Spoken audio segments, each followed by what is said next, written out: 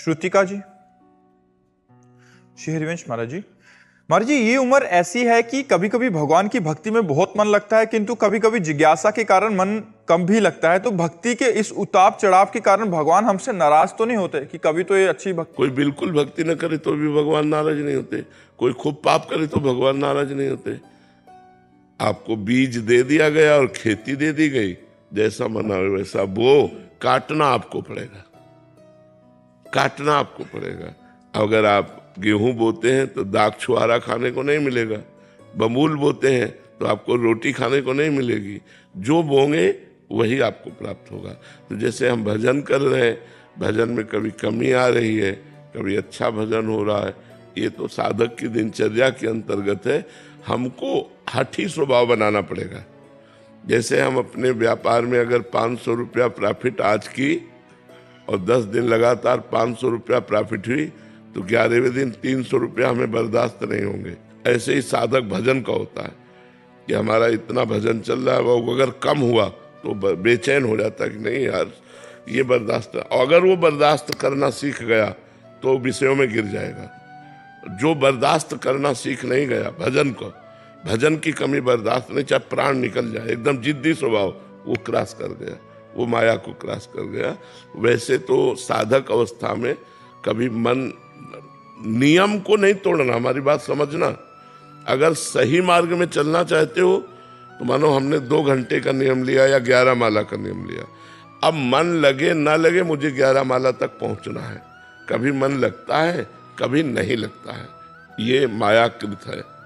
तो जब नहीं लगता है तो भी हमें अपने नियम की पूर्ति करनी है। जो नियम पर डटा रहता है वो क्रॉस कर जाता है माया को। और जिसका आज 20 माला जपा, 2 दिन कुछ नहीं जपा, वो माया पर विजय प्राप्त है। माया पर नियम बाई नियम कसता चला जाए अपने को जितना कसते चले जाओगे उतने आनंद का अनुभव होता जाएगा। और जब तक हमारे पाप नष्ट नहीं होते तब तक भगवदानंद की अनुभूति नहीं होती। जैसे आप माला जप रहे हो, भजन कर रहे हो, तो आपको अनुभूति नहीं हो रही, तो आप चिंता ना करो, वो प्रोसेस चालू है। नाम आपके पूर्व जन्मों के पापों का नाश कर रहा है। और जहां नाश हुआ एक वो ऐसा आनंद आता है कि उसकी वाणी से हम वर्णन ही नहीं कर सकते। मतलब स्मृति लोप हो जाती है संसार की, एक बहुत आनंद। वो कैसे अनिर्वचनीय बात को जो अनुभवगम में भजे जी संता, जिसे अनुभव के द्वारा, तो उसे वाणी के द्वारा कैसे वर्णन किया जा सकता है। बकाया नियम पूर्वक चलने वाला ही माया पर विजय प्राप्त करता है, ध्यान रख लेना। आज 11 माला जपा, कल 5 माला जपा, परसों 2 माला जपा, 4 दिन नहीं जपा, ये महत्वपूर्ण नहीं। 11 तो 11, अगर सुबह नहीं जप पाए तो दोपहर के नहीं जप पाए तो शाम के 24 घंटे में अगर 11 का नियम लिया है तो मन लगे ना लगे हम 11 माला क्रॉस करेंगे ही, 11 माला के नीचे नहीं रहेंगे हम। वो साधक, वो उपासक इस मार्ग में सफल होता है। अब जैसे चला कि मुझे ब्रह्मचर्य रहना है, भ्रष्ट हो गया, फिर वो दांती पीसकर चला कि यार कैसे भ्रष्ट हो गया, कैसे भ्रष्ट हो, फिर चला, फिर भ्रष्ट हो गया, फिर वो चला।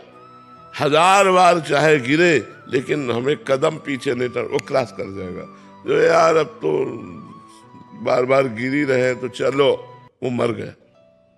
हमारी बात अच्छे से समझ लेना है, बहुत बड़ी चढ़ाई है, इसमें अच्छे फिसल जाते हैं। तो फिसलना कोई खास बात नहीं, लेकिन फिसल के पड़े रहना ये निंदनीय बात है। हमें तुरंत खड़े होना और चल देना है।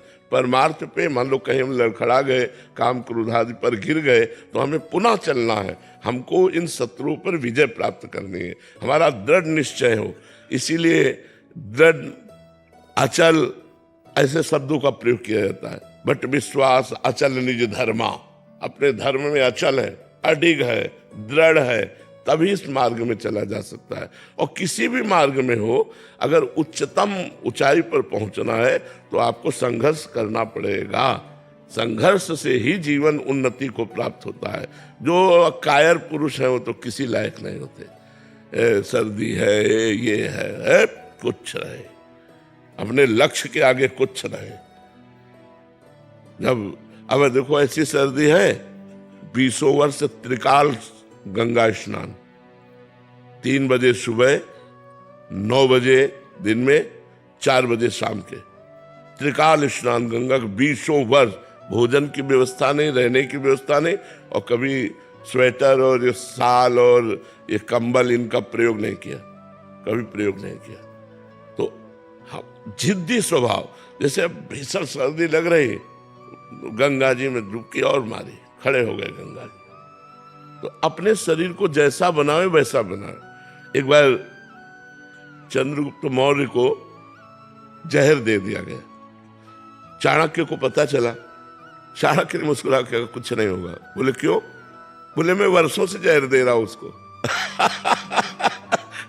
बोले मैं वर्षों से उसको जहर दे रहा हूं उसके भोजन में, उसको कुछ नहीं होगा। अभ्यास, वर्षों से उसको जहर दे करके सब पुष्ट कर दिया कि अगर तुम जहर एक खुराक दे दोगे तो कोई फर्क नहीं पड़ने वाला। तो अभ्यास योग युक्तेन चेतसा नान्यगामिना, हम ऐसा अभ्यास करें। देखो मनुष्य शरीर मिला, इसे आप जैसा बना लो वैसा बन जाएगा। श्री स्वामी अनंग बोधाश्रम जी एक हुए हैं असनी के, तो चित्रकूट में रामचरितमानस की लीलानुकरण हो रहा था। लीलानुकरण, उसमें लीलानुकरण में भगवान राम 14 वर्ष के लिए वनवास के लिए कपड़े उतार रहे थे, और वो बालक थे, स्कूल में पढ़ते थे। उन्होंने जे ही देखा कि भगवान राम के वस्त्र उतार कर वनवासी वस्त्र, तो उनका अब मैं घर नहीं जाऊंगा। संस्कारी महापुरुष थे, भाग पड़े, गंगा का किनारा पकड़ा।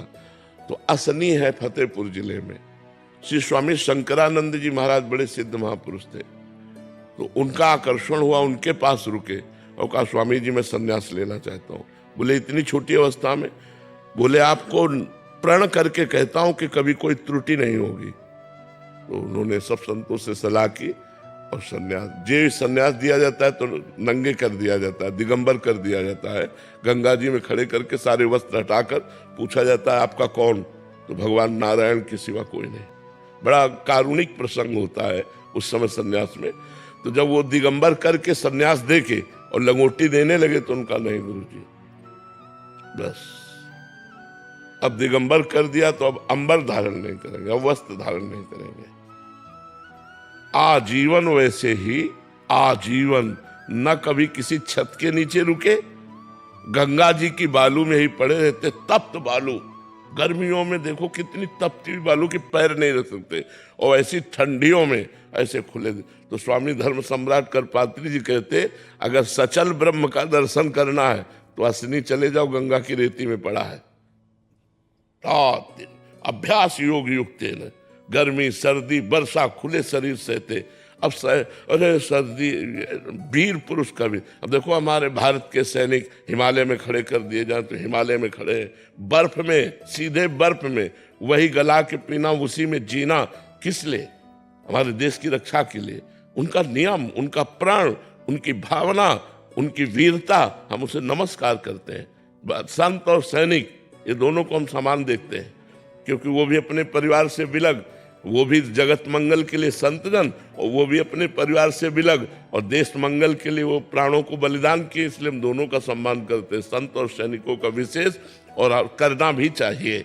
भारत के सैनिक कोई पेमेंट के लिए नहीं है, प्राणों का बलिदान पेमेंट के लिए नहीं होता, वो देश रक्षा के लिए होता है। तो जो दृढ़ निश्चयी है, अब इनकी ट्रेनिंग देखो जब होती है, हम फतेहपुर फर्रुखाबाद गंगा के किनारे हैं तो वहां देखा है रेत में दौड़ लगवा रहे हैं, और जरा सा गिर गया तो खड़े करके पीछे से मारा, बूट मुंह भरा, फिर गिरा, मारा थप्पड़ धड़। तब वो जवान जाके ऐसा बनता है कि हजारों को गोली से उड़ा सके और बॉर्डर पर खड़ा, सीमा पर खड़ा होकर के हमारे देश की रक्षा करता है। तो ऐसे ही ये भगवत मार्ग है, ये कोई ऐसा नहीं है। तो बिना कसाई के तो बात नहीं बनती, कसना पड़ता है, अपने को कसना पड़ता है, अपने समाज को कसना पड़ता है, तब वो हमारी समाज उन्नतिशील होती है। आज यही चीज गलत हो गई है। आज हमारे बच्चों में कसावट कम हो गई, जो नई पीढ़ी है उसमें कसावट, मनमानी आचरण कर रहे हैं तो गड़बड़ हो गया। अगर कसावट की जाए तो वही महापुरुष बन जाए। कसावट से ही महापुरुष होता है। जिस माता ने हृदय में कठोरता धारण करके अपने बच्चे को कड़े से कड़े शिक्षा और प्रकृति से लड़ना सिखा दिया, वही वीर महापुरुष बन गया। तो ये शरीर मिला है, आप इसे जैसे रख लो वैसे ये रहना सीख जाएगा। तो हमको चाहिए कि परमार्थ के नियमों में हम अपने को खरे उतारने की कोशिश करें। चूक जाए तो फिर उतारने की कोशिश करें। 100 बार चूक जाए तो हम 100 बार पीछे नहीं हटेंगे, हम एक दिन क्रॉस कर जाएंगे। ऐसा पुरुष निकल जाता है माया से।